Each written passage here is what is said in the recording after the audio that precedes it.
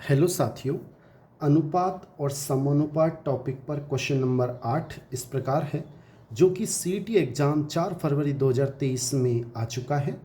ए और बी दो व्यक्ति हैं,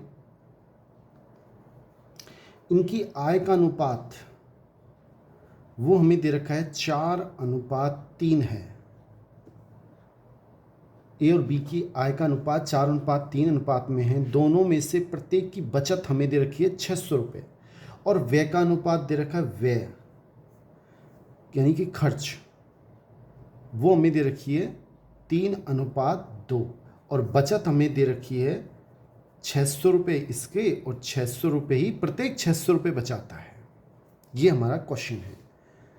तो मासिक आय बी की हमें निकालनी है। साथियों, सबसे पहले ऐसे क्वेश्चनों में आपको ये देखना है कि जो आय और व्यय का अनुपात हमें देता है हमेशा, इनमें जो अनुपात है, इनमें जैसे आय और व्यय का अनुपात है 4 में से 3 घटाएंगे 1, अंतर समान है या नहीं है। इधर भी अगर आय में से 3 को घटाएंगे 4 में से तो 1 का अंतर है और इसमें भी 1 का अंतर है।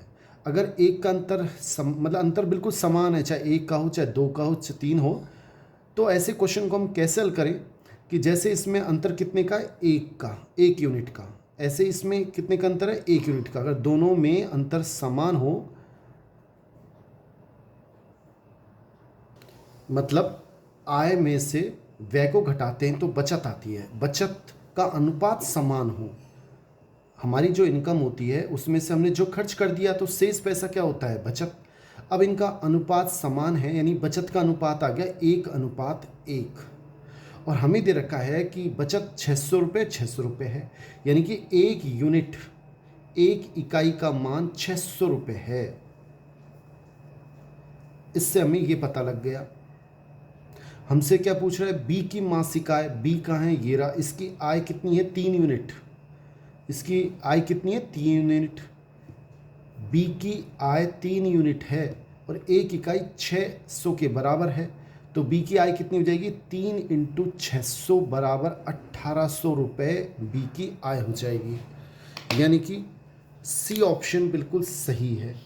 और अगर मान लो साथियों क्वेश्चन में अगर ये माइनस बराबर नहीं हो, बचत का अनुपात बराबर नहीं हो, ऐसा क्वेश्चन के लिए आप क्वेश्चन नंबर 9 देख लें। अभी क्वेश्चन नंबर 9 इसके जस्ट अगला है। उसे कैसे करना है उससे आपको वो भी पता लग जाएगा। इस क्वेश्चन की ट्रिक्स ये रहेगी। आपको क्वेश्चन अच्छा लगा हो तो लाइक ज़रूर करें। थैंक्स।